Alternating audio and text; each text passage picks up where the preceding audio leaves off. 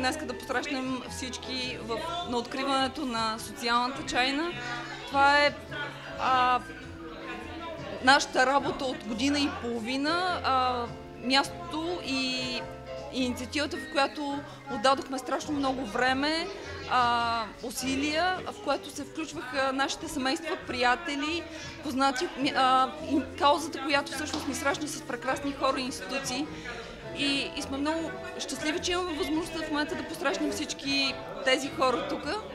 Чайната всъщност дава менторска подкрепа и първа работа на младежи, които са израснали в домове за деца без родители, и цялото това пространство, което виждате, всъщност е резултата и на техния труд, не само на нашия, защото ние целяхме да не направим поредния такъв социален проект, който ще включи някакви хора и след един месец ще свърши.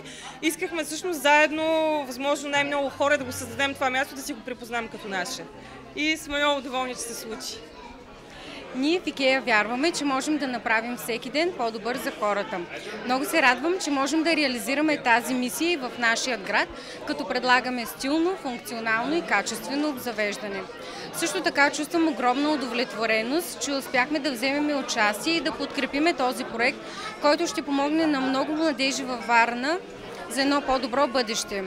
Надявам се, че с домашният уют, който създадахме, и топлината на проекта Социална чайна, много деца и младежи ще излязат от тук по-сигурни и по-уверени в живота.